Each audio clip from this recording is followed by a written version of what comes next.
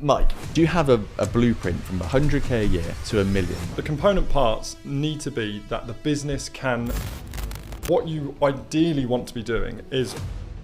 Is there a way you battle test these systems? Okay, this is definitely a big thing. I've got a cheeky question for you. Go on. So, it's a really good question. I think a lot of people think of systems as...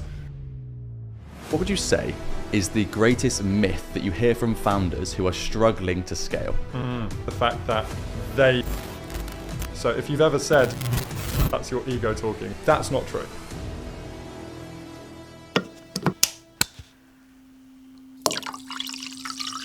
Welcome to the Healthy Entrepreneur Podcast. Before we dive into this episode, I want to take a second to speak about our sponsor, Pith & Stem, who we are thrilled to have on this journey with us. As someone who is always looking for ways to improve my healthy hustle, Pith & Stem's drop-top desk stood out to me as the best full work-from-home solution on the market. The world of work from home is changing, and a laptop or screen perched on your lap or dining room table isn't enough anymore. It's imperative that we have a solution at home that matches our productivity station that we can have in our office. But of course, homes weren't made to be worked in, and not all of us want a dedicated study. That's why I'm so happy that Pith & Stem created this perfect solution. They designed this desk with both the needs of the professional and their home in mind. It's perfect because it allows me to have a full productivity station that suits my needs and helps me get the most out of every minute that I spend at it, not only so I work comfortably, but that I actually enjoy it. And the best thing about DropTop, I can close and lock it at the end of the day to keep work and home separate. And it looks awesome on the wall. You can get your DropTop desk anywhere in the world from pithandstem.com or just Google DropTop and you'll find it pretty quickly. So Mike, you've been honoured by the Queen, awarded a doctorate and built multiple ventures. When people ask how you did it, where do you tend to start? Yeah, actually, it normally depends on my mood, to be honest with you, where I want to start. I think a lot of the heart of what I've done is kind of based on my general outlook and energy for exploring new things, doing new things. That sort of like ADHD fueled hustle is sort of the catalyst behind me doing so much, if you like, and working on multiple things at different times. So I think typically that essence within me, which kind of continues to drive, probably comes from my childhood, where we were always really encouraged to explore new things, pull things apart, put things back together, ask why, ask different questions, understand the rules, and then find the edges of them. And I think that's something that is inherent within my personality. Yeah, interesting. Were your parents entrepreneurial, or where did that come from? Yeah, my dad definitely is entrepreneurial. He's not an entrepreneur. He's kind of had little side quests and little side hustles over the years, but he was a corporate guy until like the end of his career. He actually retired last year, and my mum was a nurse. So they were not. I wasn't in the house where people were talking about businesses and things like that. But it was more just the vibe of exploring and questioning and you know, asking questions, finding different things, going to different places. Yeah. But in my wider family, there were quite a lot of entrepreneurs. So my uncle, for example, was a really kind of successful entrepreneur, and I was always inspired by him and being around him. Okay, so when you say being around him, was it like his inquisitive nature or his curiosity that rubbed off on you? Or was it like the admin of businesses, systemizing? Which part was the sort of core memory you have of business? Yeah, I think from my uncle, I was more inspired by the success. Okay, and actually seeing what he achieved and what he was able to accomplish in a range of different things, and you know, he was kind of the Instagram style entrepreneur, you know, like the big cars and all of that, and as a young boy, that was inspiring. And then I think that mixed quite nicely with my dad's an electrical engineer, so actually understanding how things work and kind of putting things together. So I think that both of those influences drove me to kind of understand things a little bit more, or have that inquisitive nature on things. Well, I think that's really interesting, because it seems like entrepreneurs that do really well tend to have that really innate creativity, but there's always some sort of systems or engineering, not necessarily background, but insight in their mind, because creativity takes you so far, right? Sure. And then you need some sort of way of systemizing it and taking it a bit further. Do you remember the first time that you started some sort of commerce and you took it from creativity to systemization and saw that shift happening? Yeah. I mean, if I think about the first time, it's probably not the best example, but I used to kind of buy and sell things in auction and car boot sales, and just basically, the classic trying to figure things out and trying to, make a bit of money, make some sort of value in creation. I remember once I bought 100,000 balloons at an auction, which I thought was just the best buy ever. I was going to be the balloon entrepreneur of the city, and I quickly realised that all of the fonts, all of the happy birthday, happy anniversary had been printed upside down. So if you put helium in them, then everything would be upside down, which is why I got such a steal on it. But I then kind of sold them as kind of blow up balloons that you'd hang upside down, and that was the USP behind them. With regards to the systemization, I think I basically got them in these huge bales of balloons, and then in order to kind of make sense of it, I set up my own little kind of inventory system. So making sure that colours and different celebrations were in different places, and that was all the way down to how I would present that to clients, how I would kind of pack and sell different things afterwards. So that was probably very early organisation around the chaos of hustle entrepreneur. That's probably the earliest one I remember. Yeah, I think that's a really good example, right? And then from there, is there another turning point in your mind that comes to the forefront when you think about the first time you started to put real processes into a business whilst it was growing? Because obviously that's a great example of being like, okay, how can I use my creativity to then systemize? Yeah. What about a process to go from, I guess a hustle kind of business to one that's really scalable? Because I really want to get into the topics of scaling businesses, which is your complete expertise. Sure. Do you remember that sort of process jump? Yeah, I think the process jump was with our dating business. So I'll explore how we systemized that business and why we did it. I think the learning that I had that I implemented in the dating business came when I did a short stint in advertising. So I basically was part of this program called the New Entrepreneurs Foundation, and part of the year you get dropped into a relatively senior position within a growth business, and that's basically your experience, your mentor program. So I became the head of new business for this global ad agency, and in the process of trying to understand what that was and how to kind of win new clients and do everything else, I also was basically shown basic systemization. So, here is our roadmap of clients, here is the different stages that they're at, here's the different conversations we need to have. And what I quickly realized within that is that whole thing is just a system. And I think I went into that role thinking of it as an opportunity to go to events and sell loads and have these conversations and do everything else, but that chaos just literally lands no business.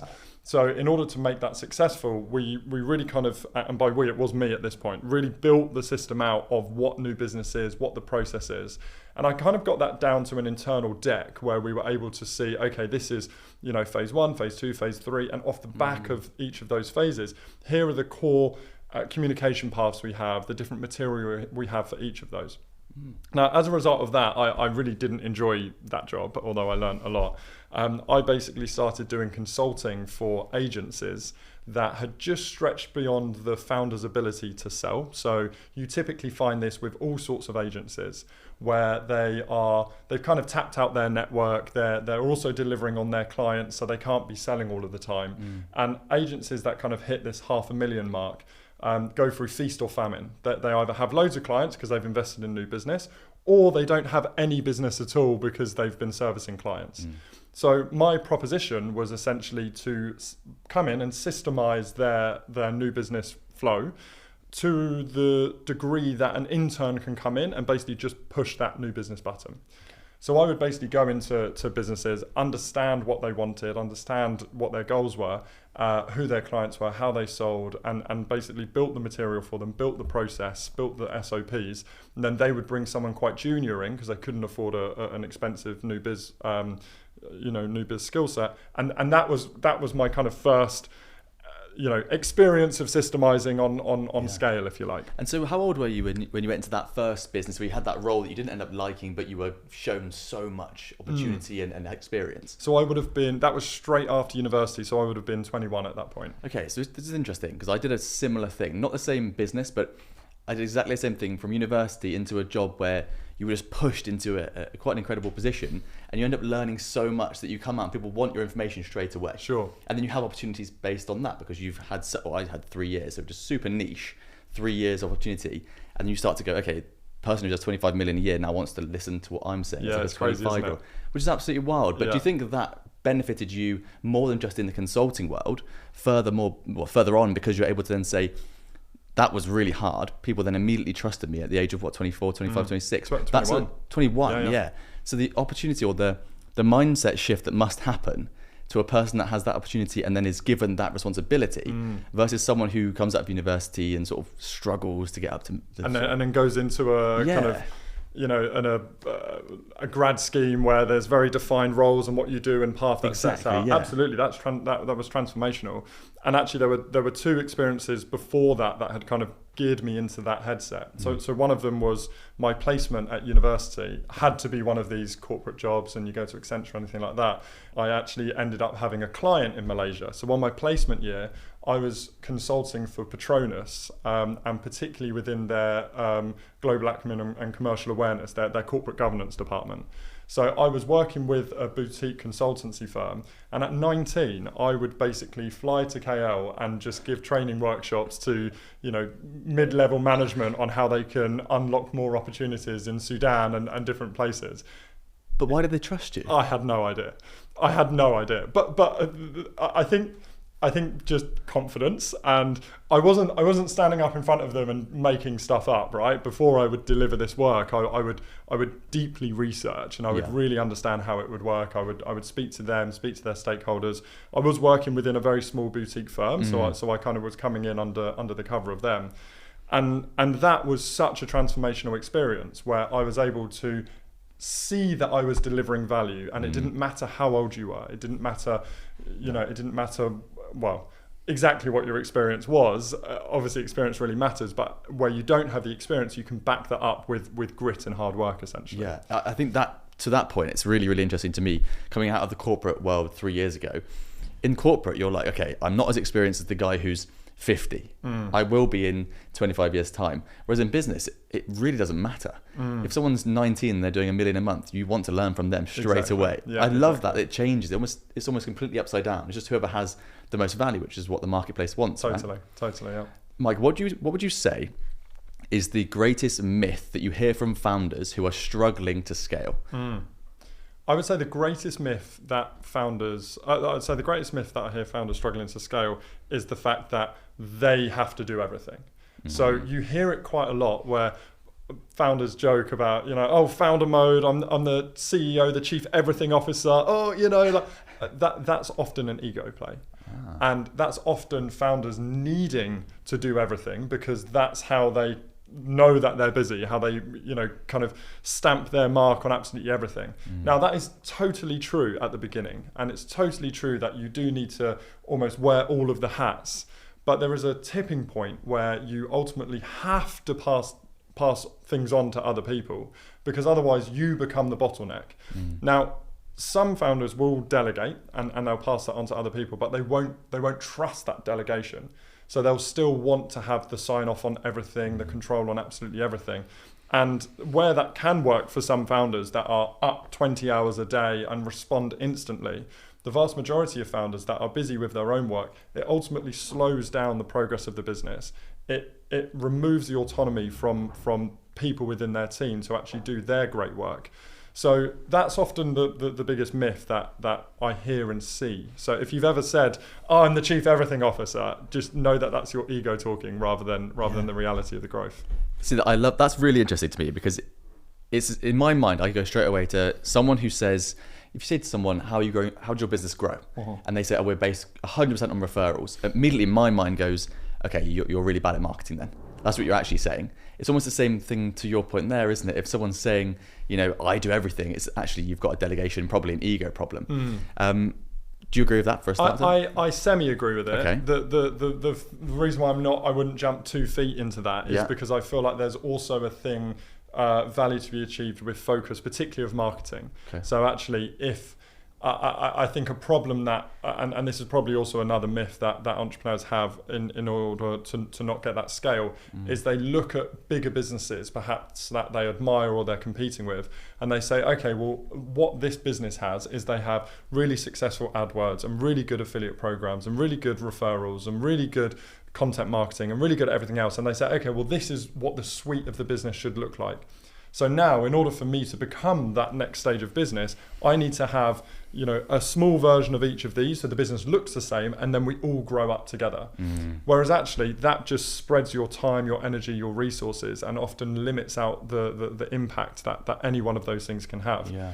Whereas I think that the effective way to scale a business is almost to plant the flag in an area and then move on.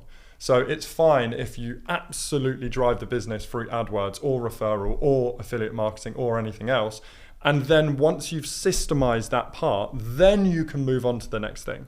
And I think that some founders will try and create all of those things themselves, myself included. And some people will try and put more junior people in all of those areas, and then you never quite get the lift.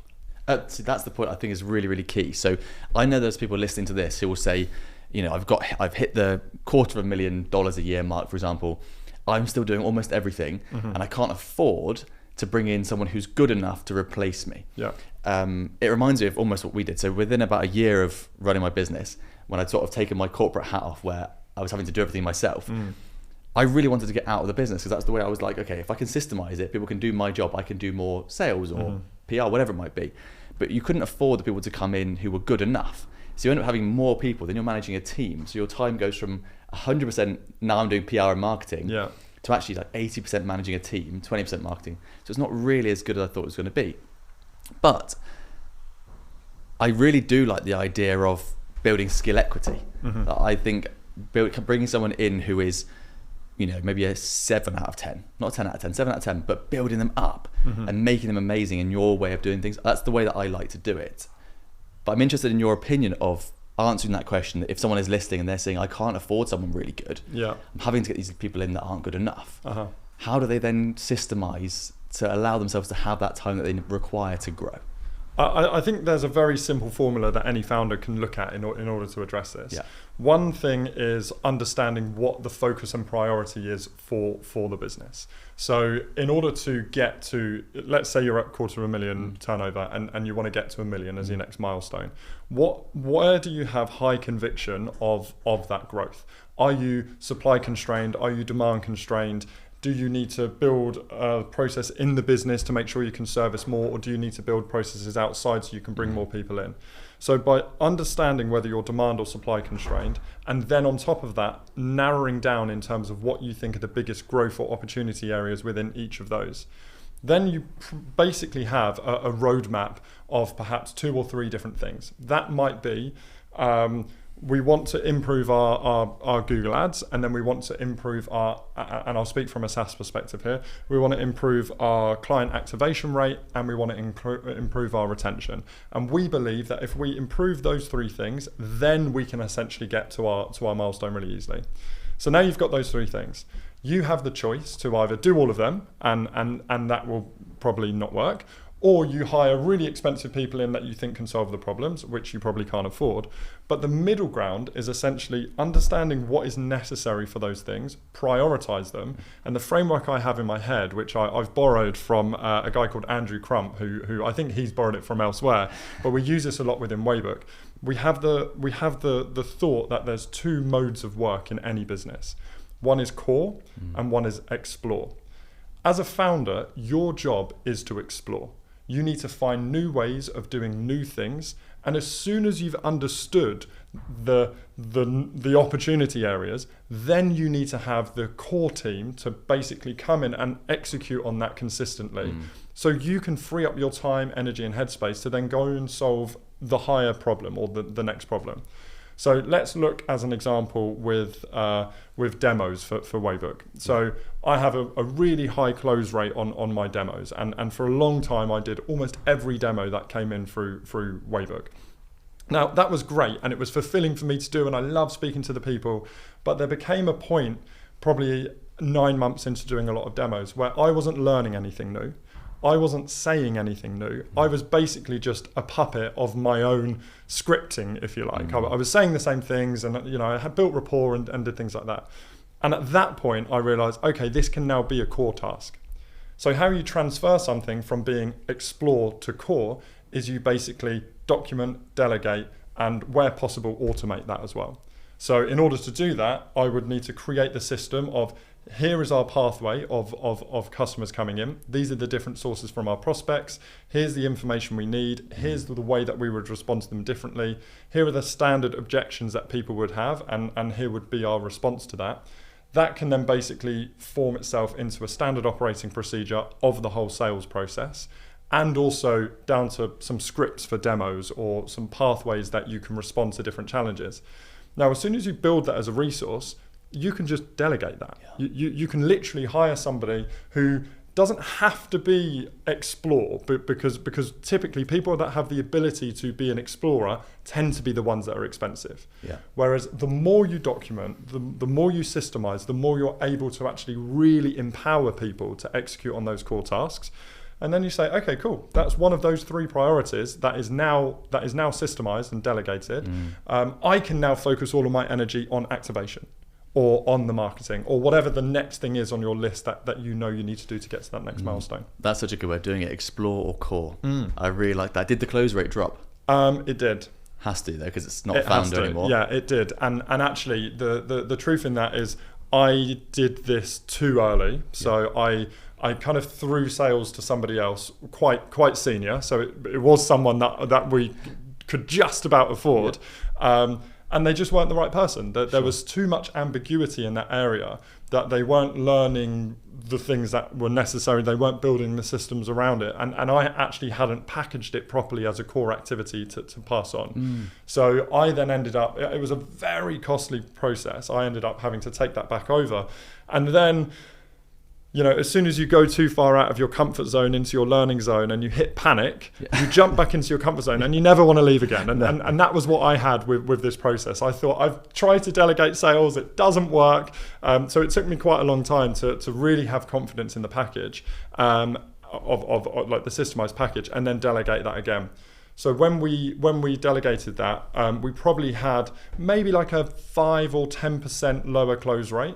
But what you have to imagine is that still works within the the unit economics of the business. We can improve that. We can train on that. We can optimize on that. The team, once it's systemized, can work on the machine more easily than being in the broad ambiguity. And I can then scale that, right? I can get 4, 5, 6, 7, 8, 9, 10 salespeople all operating on that playbook. So the 5-10% drop in close rate, it's nothing. Yeah. It's nothing in comparison to the fact that you're able to much more easily scale that, 5x that output. But most importantly, it removes all of my time from that. So I can now focus on that higher level activity. It makes Pause. Sorry, it's me, Freddie, interrupting myself. I just want to point out how well this guest is doing at building trust with you, the audience.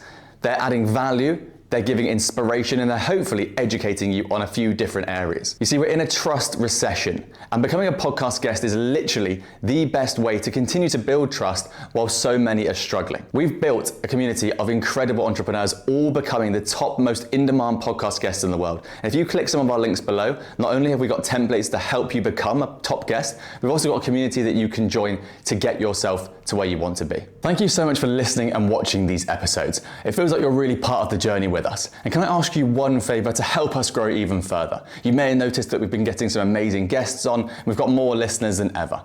But you can help us continue to give value to you by clicking that subscribe or follow button below. It helps us to show everyone else how well we're doing, and therefore give you more value by getting bigger guests and take the podcast on the road. It takes you 2 seconds and it's completely free, and it helps us more than you know. Thank you. Now back to the episode. It makes my mind whir when I was talking about this. The sort of the next segue I really want to go into is talking about, as a systems guy, someone's proven to have brilliant systems.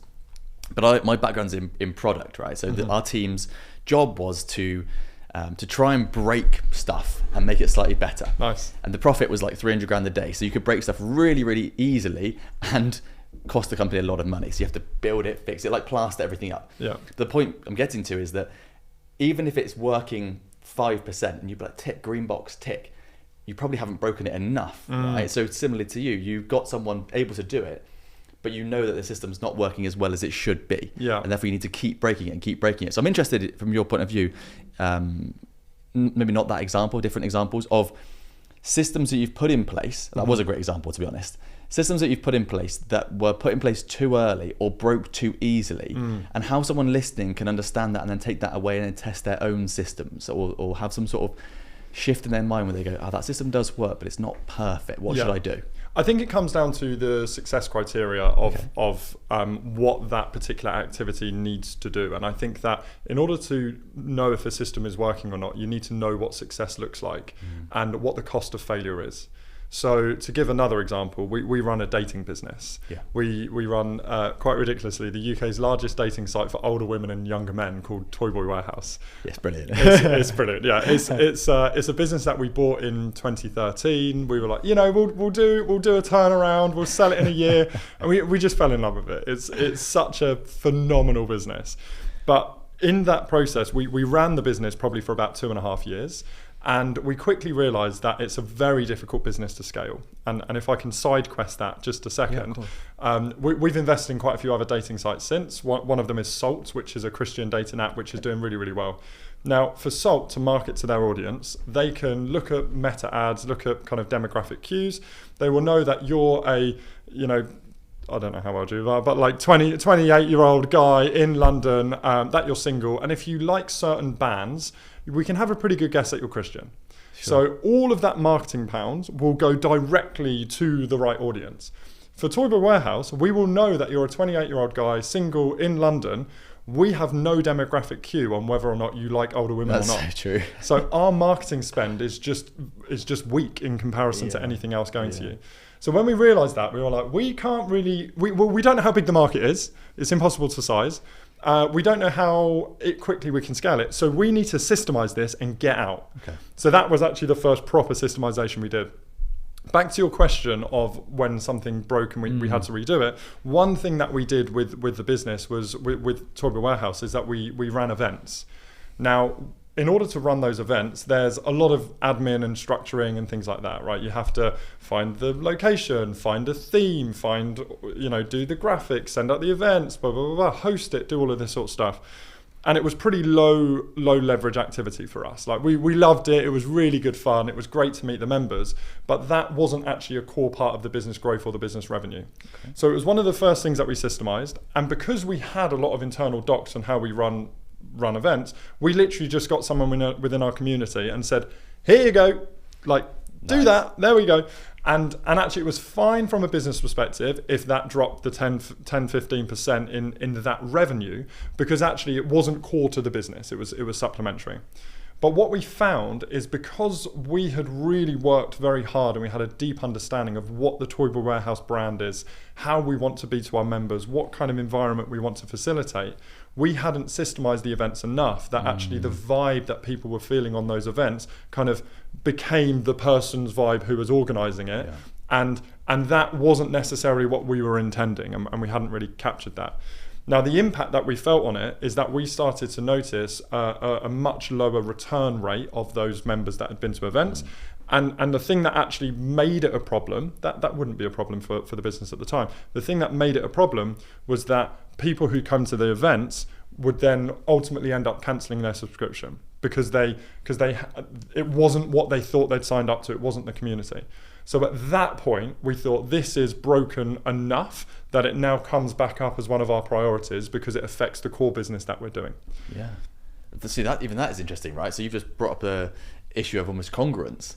So, and that happens, that's one example, but that happens in so many places. Even the most common is probably ads, right? Where someone sees an ad for something and see a landing page, kind of makes sense. The business is something completely different. Yeah. And that's almost like the most fundamental systemization of all, isn't it? Your marketing into what your business actually does. Sure, yeah. Is that something you've seen a lot with the founders that you help? Yeah, it is something we've seen a lot. I think particularly on the marketing side, so the kind of ads to the landers to the product, it often that comes where the ownership sits. So if we've had it where we've had media buyers run the ads accounts and they have a cost per acquisition target, but then our marketing would manage the landing pages and then customer success would manage the conversion.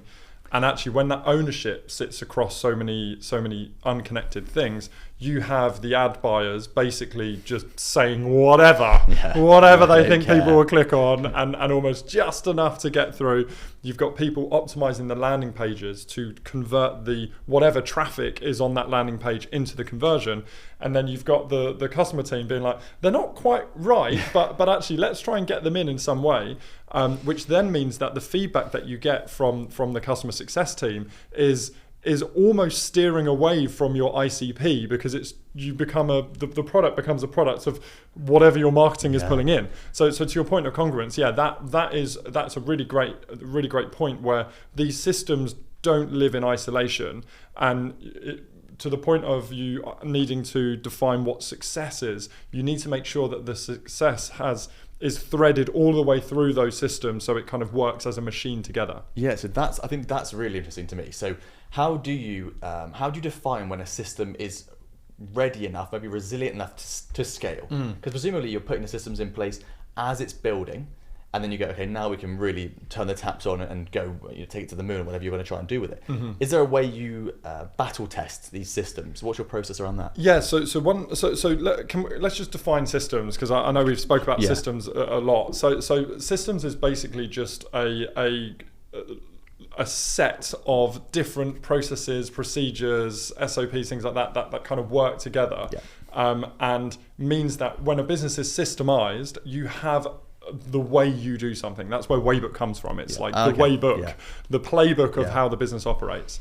And actually a system can be either a very small specific thing on marketing, or it can be something that runs across the whole business. Now within a system, you would typically have a few different processes. And those processes are almost the stages that need to happen in order to get a widget from going into a factory to getting out of a factory. And then a procedure is essentially the things that need to happen within each stage of that process. So a procedure is essentially step 1, 2, 3 when something comes into the factory, and then the final definition, just not to bore everyone, is an SOP, so a standard operating procedure. And that is similar to a procedure, but it has a bit more information in terms of who owns it, timelines around it, guidelines, how things are actually executed on. And all of those together basically become the manual of how something operates. So when you're battle testing a system, you need to look into the component parts of all of that. And actually it's much easier for you to say, well, is this procedure and is this SOP serving its purpose to get from stage 1 to stage 2 of the process? Then you can say, well, is this process working, that actually the widget comes in and it gets the right treatment and gets cut and weighed. I don't even know what business I'm thinking of here. And you get to the end of it. Is that process working? And then where does that sit and fit into the sales department and those processes? And then all together that becomes your system of your business.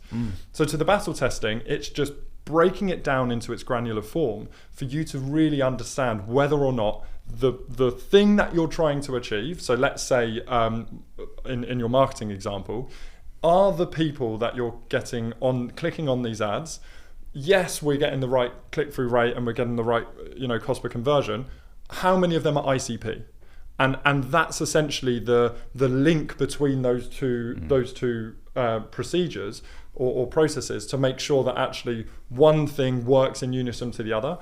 And then you would typically, in well-structured systems, you would typically have higher level metrics or even a North Star metric that everything has to serve. So MRR is the most obvious one when it comes to SaaS. Like that is the unifying kind of direction that everyone needs to go in. That might not be a North Star metric. Our North Star metric is kind of weekly active users on the platform, for example. And that's because that points to, we know that if people are coming in but our weekly active users aren't going up, then they're not the right people. If they're not being activated, the users aren't going up. And ultimately, if people aren't using the platform, then even if they're still paying us, they're going to churn at some point. So that's the kind of North Star, which contributes to MRR, and then everything else falls off the back of that. I do wonder how many people actually know what their North Star metric is. How many founders? I don't think it's as many as you think, is it? I don't think many. No. I actually teach at UCL on Yeah. the Masters of Entrepreneurship, and I do one of my lectures is on KPIs and metrics and Yeah. OKRs and things like that. And a lot of what the students do is they will interview founders and other teams and ask what the North Star metric is. Nobody really knows. And if people do know, if the founder knows, it's probably a 20% chance that everybody in their team knows as well, which kind of defeats the objects of a North Star metric. So, funnily enough, we were on the tube on the way here, and there was two young ladies sitting opposite us talking about their entrepreneurship course at UCL. No way. And I said to Antonia, I'm pretty sure Mike teaches there. They would have been some of my students. If they're in the I only teach on the Masters program, which Okay, then maybe they're undergrad. If they looked a little bit older, then they probably would have been some of my students. Yeah, amazing. How funny. What a coincidence. Absolutely. Mike, walk me through what you think the blueprint would be to take a business from 100k a year to 1 million. And the reason obviously we're starting at over 100 is because up to 100 is probably just hustle mode. They're just doing anything they can. Over 1 million, you probably systemized stuff. You know exactly what's going on. There's different ways of doing things. Yeah. Do you have a blueprint from 100 to 1 million that you think is the way that most businesses, the ones that you've worked with, or the ones that you've helped mentor, should go? Yeah. I know this doesn't make very good content, but not one blueprint. No, of course, sure. But there's some component parts that need to be in place, and then we can look at what those stages would be. Now, the component parts need to be that the business can exist without the founder.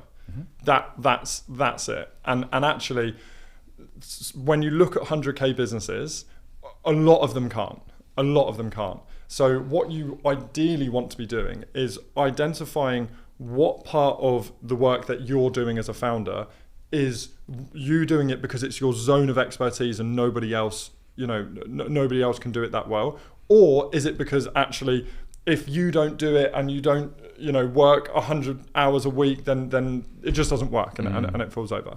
So understanding where the what is the business, right? Like, what is the value that the business is creating? And going back to that value piece in terms of, we can be screwing a nut and a bolt together and selling it for more than the component parts because people want nuts and bolts screwed together. That's value creation, right? So actually, what is the value that your business is creating? And then you almost want to say, well, how does this business work? What are the necessary components of it? And if we were to kind of strip everything back, think of the black box. We basically have an input, an output, and in the middle we have an up arrow, which is the adding value. So on the input, we've got the nuts and the bolts. In the middle, we've got screwing it together, and the output, we've got the sale and delivery. Those three parts are the bits that you want to focus on systemizing. So the input is essentially both your acquisition, like acquirement of resources. That could be developers for code. That could be, people for creativity. That can be, anything that we're selling, raw materials like lettuce in a salad bar, whatever that may be. So that is something that you might want to systemize. Quite often on that side, it's very easy to turn any of your procurement processes into admin tasks. Once we figured out what we need, where we get it from, and by admin tasks, that also does include recruitment and training and basic management. Then we come to the value creation part. So what are people coming to you? What value are they trying to get from you that stops them either going to somebody else or going to the raw materials and assemble it themselves? Are they trying to save time? If they're trying to save time, then that something in the value that you create has to be focused on being time valuable for them. So you can deliver it fast, you can process work fast. Is it skills? If it's skills, then you need to make sure that the people that you have coming into it are excellent. We've just hired a freelancer to manage our affiliate programs, for example. Now, we can do that internally, but why I've kind of put that out to this guy in the small agency is because they've got the skills and they're going to be able to do it faster than us. The other key thing is it quality? So are you able to do something much better than other people, or something that is just way too complex and much more difficult that other people can't do? They're typically your 4 core parameters of value creation. So once you understand what those are, That is the thing you need to focus on. If it is speed, then you need to focus on your operations, you need to focus on your delivery. If it's quality, you need to focus on quality assurance, you need to focus on actually, making sure that errors never happen. If it's knowledge and expertise, you need to make sure that you've got the right people, that you communicate in a really strong way, and just niche all of that down.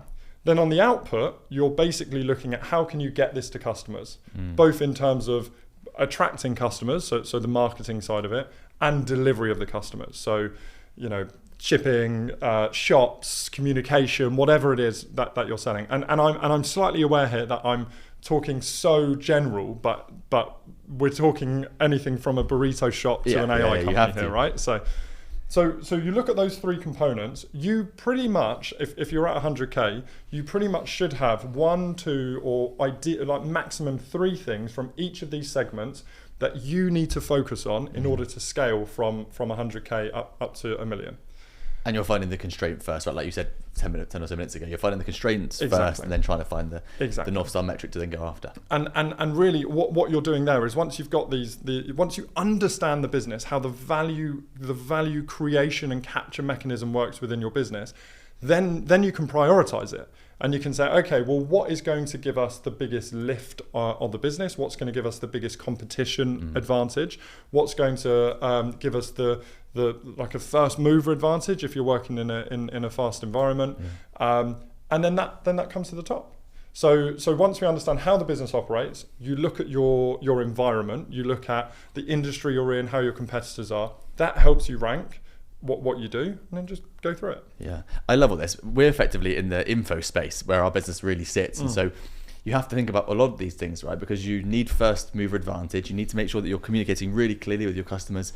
You really need to make sure that they're getting the value and the quality, because if it's info, if they don't get the results, your business is cooked. It's going to be gone so quickly. Totally. So you're almost in like this competition constantly. So then the systemization is so key, because otherwise everything implodes. You have to have everything working. So from your point of view, is there a danger of over-systemizing too early? Yes.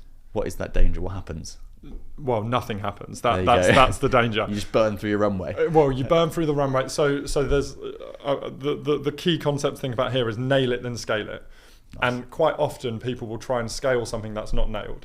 So going back to what we said earlier about having this mode of core versus explore, if you've not explored something and you systemize it, then you're literally just reinforcing bad work and bad output. That feels like where busy fools sit. Totally. Right. Okay. Yeah, totally. And you can basically bring in loads of interns to do lots of mediocre work and feel like things are moving, but the actual metrics and the needles won't move.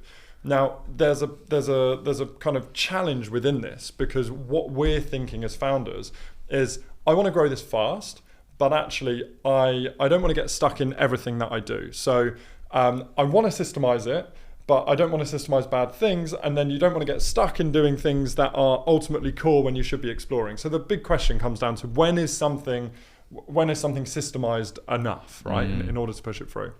I think the key things to look at with that is, again, down to the success that we spoke about earlier and the consistency of that success. Now, if you're looking at the different activities that you do within the value capture of the business, the procuring, the creation and the sale, some of those things need to be revisited more regularly than others. For example, if we look at how we're procuring salad for a salad bar, you don't really need to worry about that. So if you systemize it and you know that actually you're hitting a certain amount of consistency and a certain amount of profit margin, you never really need to look at that. Whereas actually, if you've systemized something in terms of how you turn around client decks within a creative agency, then what you're able to do is you're able to kind of come back and revisit that. And that's where we can look at this iteratively. So yes, we want to systemize it to a high degree, the best that we can with our explore work, but then you never leave it, right? And that's one of the things we see with Waybook, that when people have their single source of truth within Waybook, it's never one static document. People are constantly optimizing and iterating and changing things as they go through. And the tipping point there is, as your team grows, you can bring people in that actually can now suggest and make amendments to the way each of those elements do, and that's where the whole thing starts to lift off. Exactly. I've got a cheeky question for you. Go on. So you've mentioned that you're teaching at University College London, right? One of the best business schools in the country, if not the world.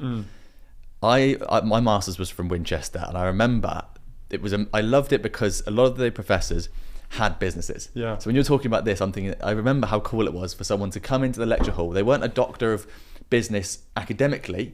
Maybe they've been awarded it honorary, but it doesn't matter. The point was that they come from their day job, which was scaling. Yeah. I just thought it was such a different shift.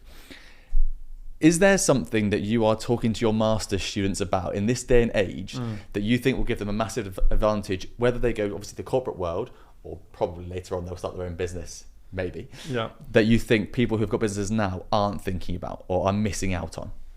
It's a really good question. I think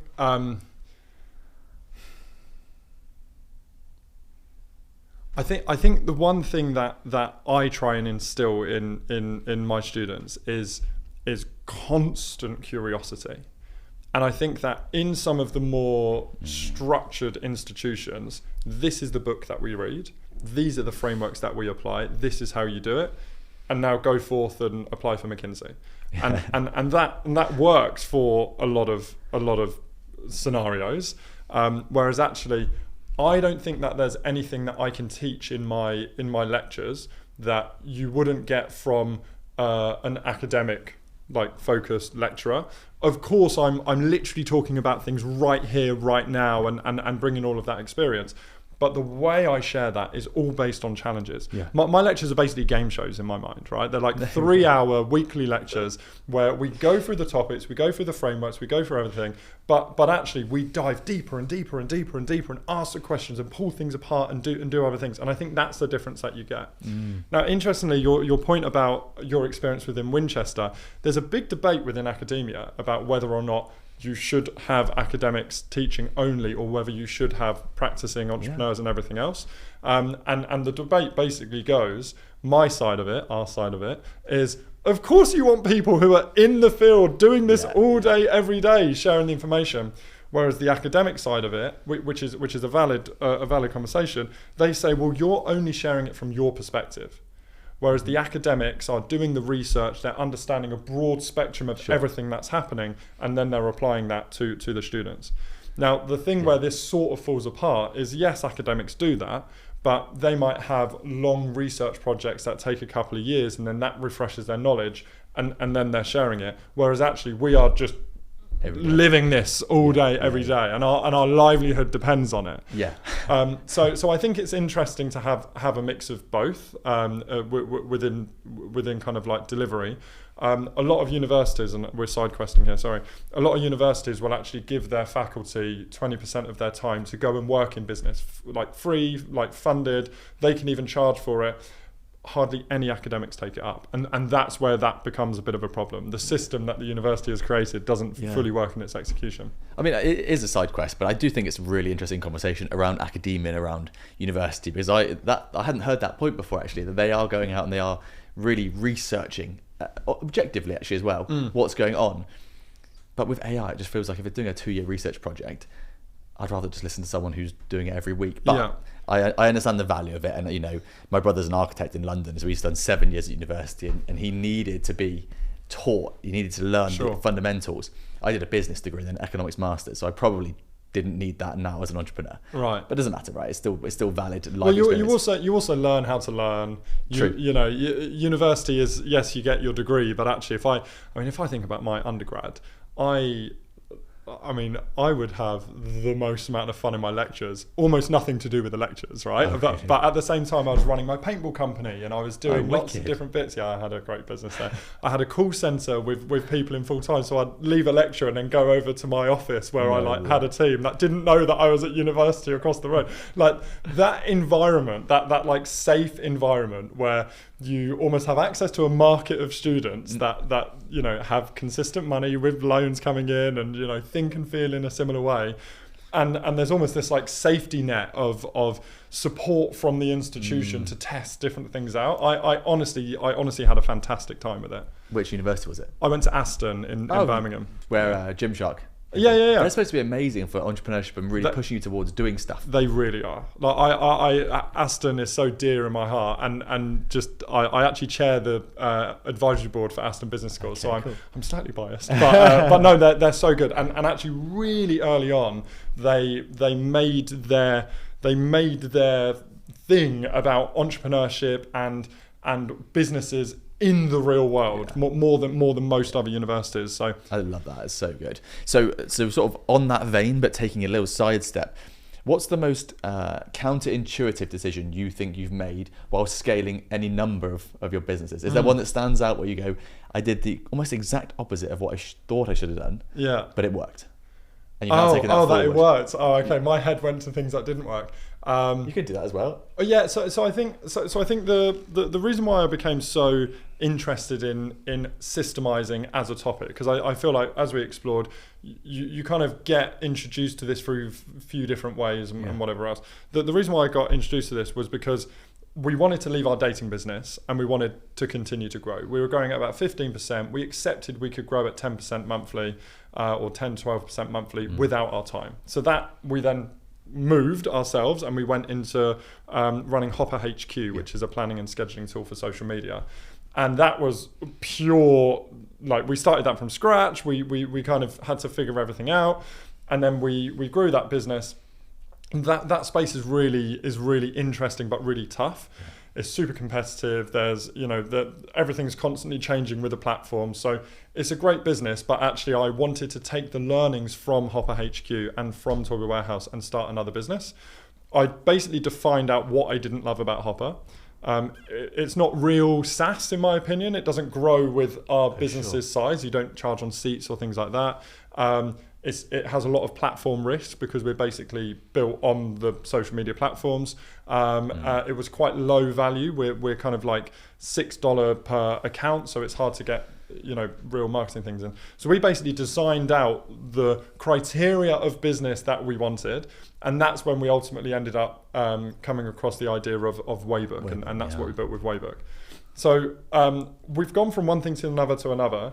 The thing there where I've kind of made a jump and perhaps not, and it's not necessarily paid off, is we've had, particularly between Hopper and Waybook, we've had a much slower transition. We've not had a line in the sand. So I still basically run Hopper as well as running Waybook, and not having that very clear definition has definitely and I think we've solved it now, has definitely slowed down the progress on both in the first couple of years of running both.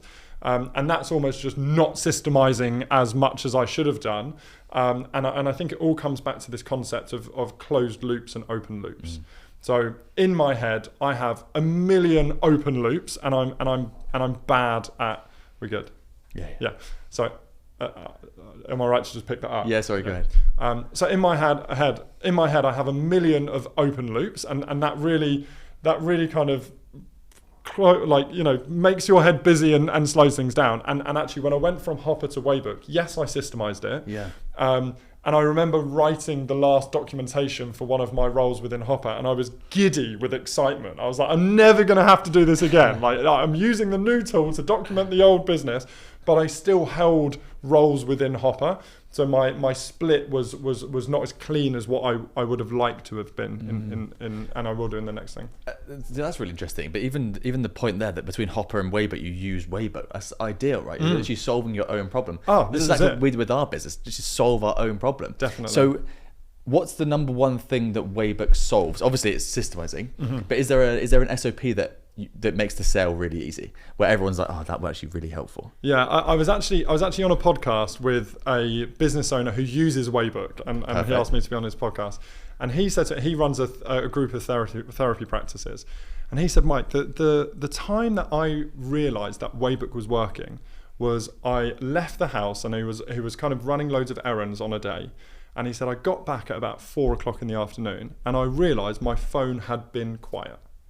I had no calls, no texts, no Teams messages, and I thought, shit, something's broken, something's gone wrong. So he checked in with his kind of like business manager and a few other people, and they were like, no, all good. And the business just worked. And that basically is what people buy into with Waybook. It is their phones going quiet and the business working without them.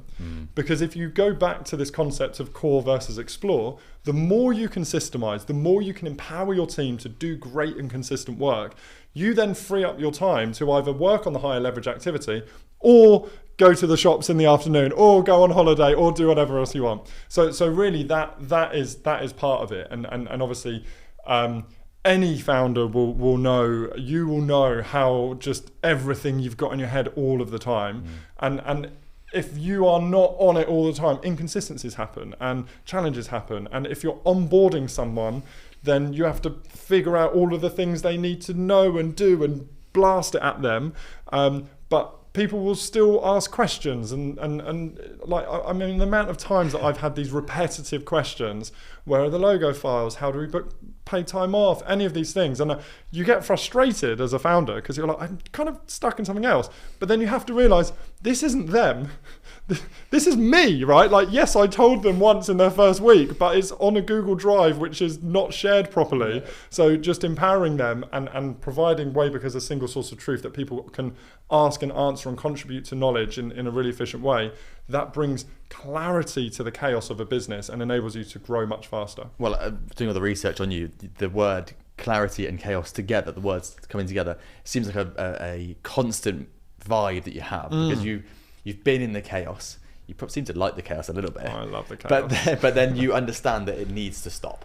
There has to be clarity at some point. And that's almost, when I was reading up about you, that's almost where it feels like scaling becomes easier almost. It becomes a downhill battle rather than pushing a rock up the hill. I've got a slight change of pace for you here. Is there something that you believed 5 years ago about scaling that you no longer believe is true? Well, I think I'll try and think of something a bit more profound, but I think the obvious one is that I have to do everything. That's the thing that I used to believe in. If I want to grow this business faster, I need to do more hours. I need to work harder. I need to, kind of figure more things out, and that you pile and compound these challenges that you're addressing. And back to the open loop thing, that basically means that you have you're wearing more hats. The stack of hats gets bigger and taller, and that is how we grow a business. I think I used to think that. But now what I've realized is, yes, we wear multiple hats, and then we pass it on, and then we pass it on, and we document, we delegate, we automate. AI enables us to automate so many things, from responses to internal ops to everything else. And actually I now know, and I've seen and I've experienced and given that to other founders in Waybook as well, that actually you don't have to do everything all of the time. And I think that it gives me so much peace as a person. And it also brings me back to the why within entrepreneurship. Most people start a business because they want freedom. That's what most people say, and then they create businesses that they would never apply to as a job, right? It's kind of chaotic. So yeah, I think that's the biggest thing that I used to believe, and now I know isn't the truth. Yeah, you just don't need to do everything. You can drop the ego, drop the act. I've got one other actually, if I can.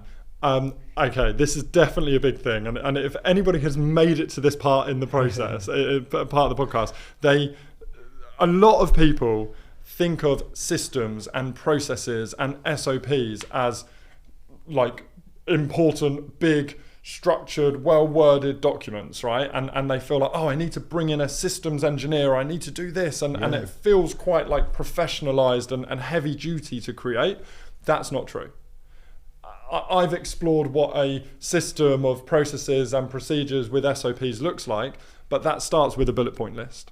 That literally starts with, these are the 3 things I need to do today, and that's it. And then once you put a couple of these things together and you loop them together, then that becomes a process. And then once all of these are stitched together, then that becomes a system. And I used to think that you grow in the chaos and then you systemize everything. If you can apply this headset from day one and just have that core versus explore mentality, then you're building your systems in everything that you do every day, every time you do an activity. You touched on it there, is there an AI tool or something, is there anything to do with AI you think someone listening could go and either use or research or read up on? What's the thing that people aren't doing or learning or using with AI right now? Because there's a lot of mainstream stuff. Everyone's got ChatGPT, everyone's got Claude. Is there something you're like, no one's using this and they really should? So I'm exploring a lot more within NAN workflows at the moment. Agents. Yeah, so building kind of simple agents and things like that. And really behind all of that is still ChatGPT ultimately, right? Particularly in kind of ingesting content, figuring things out. So I would say like NAN is a really great thing to look at. It's not the place to start, because actually I feel like you need to really understand what the workflow is before you start to apply automation to it. This sounds ridiculous that I'm going to say that, but the AI within Waybook is fantastic. Sure, yeah. So actually, people, when they come to Waybook, if they use their work email, we basically go to your website, figure out the business, and then present back to you a playbook for the business. Okay. And actually that then basically gives you the to-do list of activities, like I said before, are the things that you need to systemize. And you can either import, upload, describe the business more, or actually let Waybook build it out for you. And then you just have the V1 of all of the relevant documents for the business that then become the kind of the chat bot for your team, if you like, and the structured learning and things like that. So that's insane. You can. If I'm allowed to plug, you can plug away. Plug. What else do you want to plug? That's brilliant though, because then it's not just a capture tool, it's a use case tool. It's an everything tool. Mike, where can people find you if they've listened to this and they want to find out more about you? Sure. LinkedIn's probably one of the best places. So Mike Bandar at LinkedIn. I'm slowly doing a little bit more on Twitter. Nice. So again, Mike Bandar at Twitter. Basically Mike Bandar across any platform, but LinkedIn's the one where I kind of engage a bit more. So perfect. It's been an awesome chat. I think everyone can go away and systemize a little bit more confidently now. A little bit, yeah. And look, the key thing is this compounds, right? So actually don't feel like successful businesses that join Waybook, they see the nirvana of having everything systemized in their business that they're going to scale. The ones that aren't as successful are the ones that try and achieve that within 1, 2, 3 weeks. The ones that are successful are saying, okay, this is where I'm heading, but actually, what is the top of that stack in order to just create that bullet point list that I'm then going to build out and I'm going to structure a little bit more and then go to the next. It is a iterative process, and you can literally start on that today. Amazing. Mike, thank you so much for your time. Thanks so much. Lovely to see you. Thank you for listening to that episode. I hope you enjoyed it just as much as I enjoyed speaking to that guest. If you scroll down now, you will find a link to our Healthy Hustle newsletter. There's more than 10,000 people receiving the newsletter every week, and it helps break down how to become a top podcast guest. It will also break down exactly what this guest that you've just listened to did to create such a great episode that you've just listened to. I hope it's helpful, and I'll see you in the next one.